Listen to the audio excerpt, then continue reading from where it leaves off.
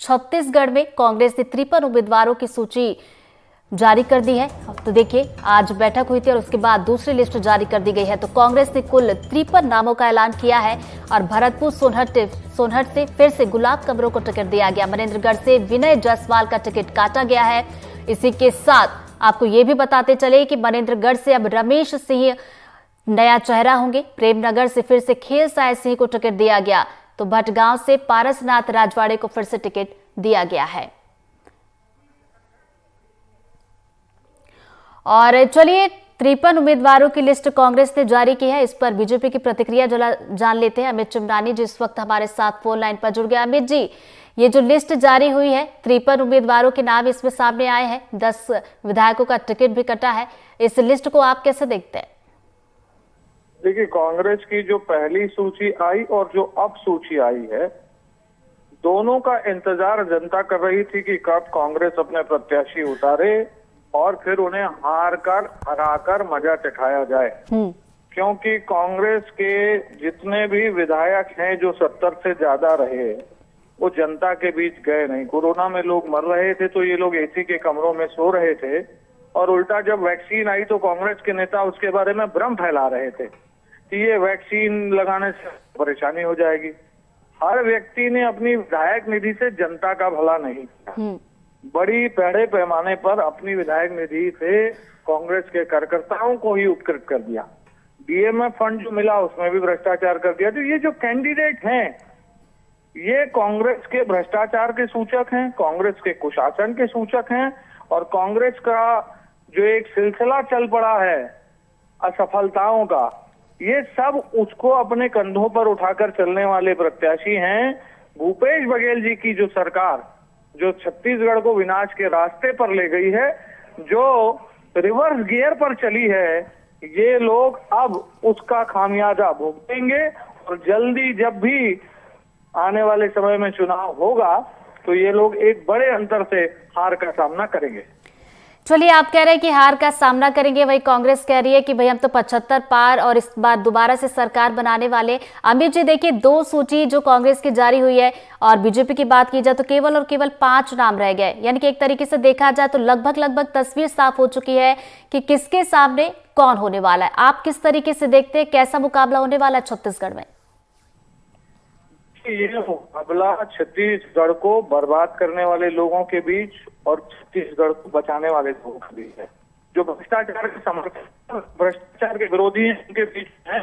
जो विनाश कर रहे हैं और जो विकास के समर्थक हैं, उनके बीच में है जी। बहुत स्पष्ट रूप से बनाया है। 5 साल अवसर मिला, कांग्रेस कोई वादा नहीं हुआ। उल्टा छत्तीसगढ़ देख लीजिए, छत्तीसगढ़ अशिक्षा में स्वास्थ्य की बदहाली पूरी तरीके से फेल है।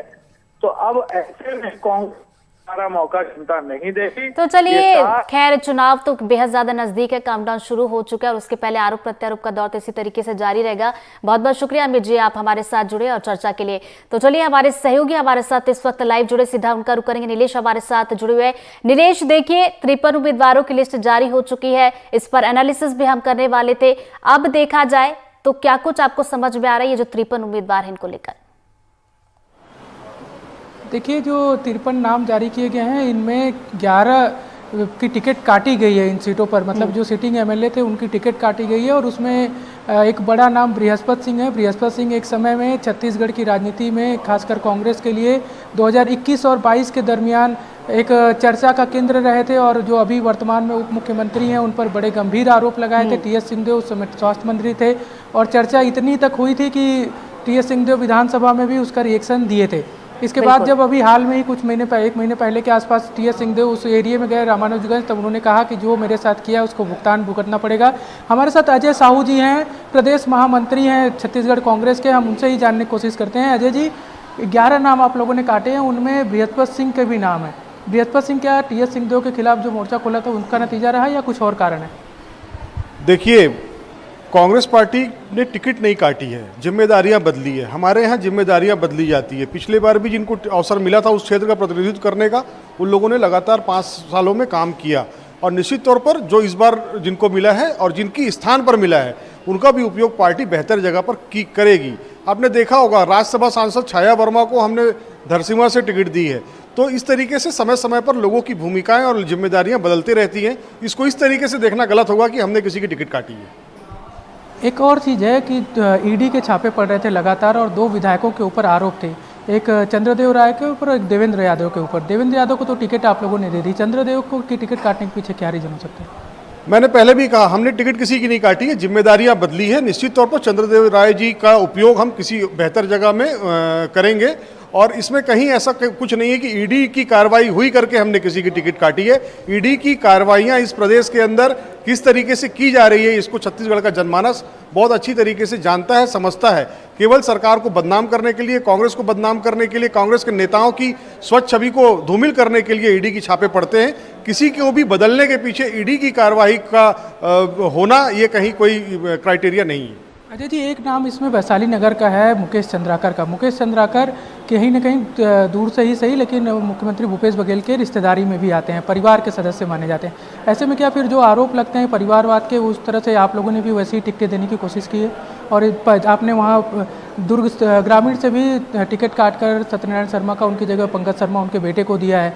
तो क्या परिवारवाद का जो आरोप कांग्रेस पर लगता रहा, आप उसी पर आगे भी बढ़ रहे हैं? देखिए, पंकज शर्मा मेरे साथ युवक कांग्रेस की राजनीति करते आए हैं। मुझे 30 वर्ष हो गया है। मैंने 30 वर्षों से पंकज शर्मा को कांग्रेस का झंडा उठाते, कांग्रेस के कार्यक्रमों में काम करते हुए, कांग्रेस के लिए लड़ते हुए देखा है।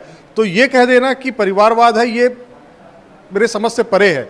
और रही बात आपने चंद्राकर जी की बात की, वो हमारे वहाँ पे जिला कांग्रेस कमेटी के अध्यक्ष थे। उन्होंने बहुत अच्छा काम किया और निश्चित तौर पर अगर वो चंदूलाल चंद्राकर जी के परिवार से आते हैं तो अगर उनको मौका दिया गया है तो अच्छी बात है, इसमें दिक्कत की क्या बात है? देखिए रितु जी, ये इनका यही कहना है कि जो परिवारवाद के उन पर आरोप लगे या टिकट काटने को लेकर इनके अपने तर्क हैं। इन टिकटों को किस तरह से आप देखते हैं? बीजेपी कह रही है कि ये टिकट जो है अब उनके लिए तो एक तरह से वॉक ओवर है, वो काफ़ी सहजता से चुनाव जीत जाएंगे आप लोग। भारतीय जनता पार्टी मुंगेरी लाल के हसीन सपने देख रही है। ये जो टिकटें बटी हैं ये बताती हैं कि हम इस बार फिर 75 पार के साथ सरकार बनाने जा रहे हैं। इसमें जितने भी लोगों को मौका मिला है वो सारे लोग पार्टी के कैडर बेस कार्यकर्ता हैं, जिन लोगों ने जमीनी स्तर से यहाँ तक का सफ़र किया है। बहुत सारे ऐसे लोग हैं जिनका पारिवारिक पृष्ठभूमि राजनीतिक नहीं रही है, जो लोग कांग्रेस के लिए लड़ते रहे हैं, कांग्रेस के लिए संघर्ष करते रहे, ऐसे लोगों को का पार्टी ने चयन किया है।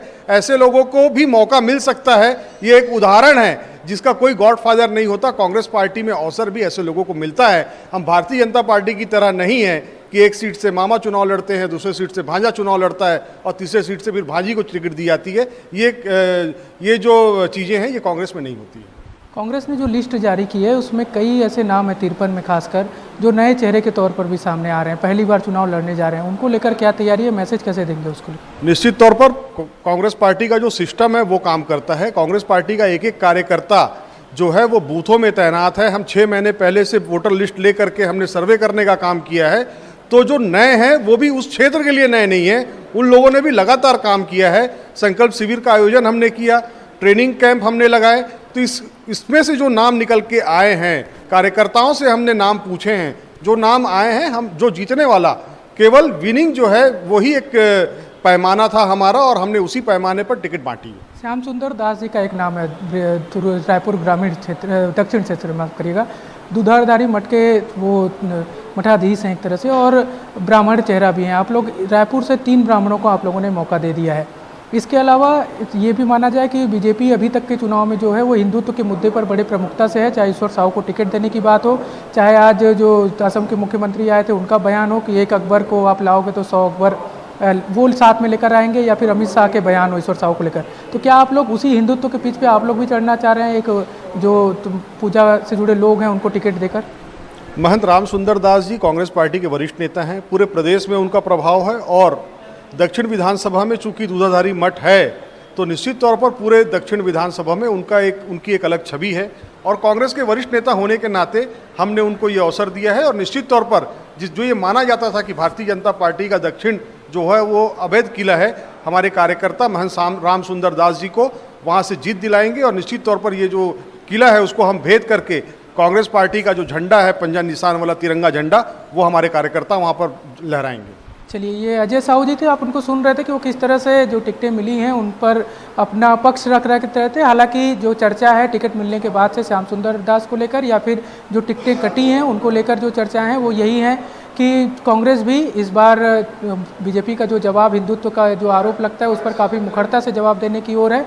यही कारण है कि कई ब्राह्मण चेहरों को भी मौका दिया गया है, कई ऐसे लोग जो धार्मिक कार्यक्रमों में शामिल होते हैं, धार्मिक कार्यक्रमों में प्रमुखता से झंडा उठाते हैं, उनको मौका दिया जा रहा है। जी नीलेश, ब्राह्मण चेहरों का आप जिक्र कर रहे थे, यहाँ पे सीट बदलने को लेकर भी एक सवाल मेरे मन में आया, क्योंकि देखिए कांग्रेस ने जो पहली लिस्ट जारी की थी 30 उम्मीदवारों की, आपने देखा था गुरु रुद्र कुमार जो कि अहिरवारा से लड़ते थे, उनकी सीट बदल दी गई, नवागढ़ से इस बार उनको प्रत्याशी बनाया गया। इसी तरीके से जो दूसरी लिस्ट आई है इस पे महंत राम सुंदर दास को हम देख रहे हैं जो कि वर्तमान में जजेपुर से विधायक है, इनकी भी सीट बदल दी गई है और इनको बृजमोहन अग्रवाल के सामने उतारा गया है। तो कहीं ना कहीं एक रणनीति के तहत कांग्रेस जो अपने उम्मीदवारों के नामों का ऐलान कर रही है। नीलेश, नहीं देखिए, एक सीट बदली गई कह सकते हैं और काटी भी गई है, वो है सरगुजा से, जिस पर चर्चा होनी चाहिए। बड़ा नाम थे प्रेम साय सिंह टेकाम जो मंत्री भी रहे हैं। श्याम सुंदर दास जी का जो आप बात कर रहे हैं ये रहने वाले रायपुर के ही हैं, दुधाधारी मत जैसा कि मैंने कहा, वहीं से वो बिलोंग करते हैं और एक बड़ा चेहरा है, खासकर ब्राह्मण वोट बैंक बड़े हैं उनके साथ। रायपुर में एक बड़ा वोट बैंक भी है, ब्राह्मण चेहरा है, उस पर वो आ रहे हैं। सीटें जो बदली गई हैं, खेलसाय सिंह को मौका दिया गया है प्रेम साय सिंह की जगह पर, जो पूर्व में भी विधायक रहे हैं, लोकसभा भी उनको लड़ाया गया था। उन पर काफ़ी भरोसा है कांग्रेस को और इस बार प्रेम साय सिंह की टेकाम की जो टिकट काटकर वहां पर मौका दिया गया है। बाकी एक पूरी एनालिसिस की जा रही है, लगातार 53 नाम हैं और लगभग सभी बड़े चेहरे हैं, तो किसको कहां से बदला गया, किनकी टिकट काटी गई। एक टिकट चक्रधर सिदार की काटी गई है लैलूंगा से, उसमें वो सिटिंग एमएलए थे, उनकी जगह एक महिला को मौका दिया गया है। तो ये काफ़ी अहम पूरी एनालिसिस होगी, एकदम आराम से उसको बैठकर पढ़ा जाएगा, तभी एक समझ आएगा कि आखिर किस समीकरण के साथ किसको साधने की कोशिश की गई है। जी।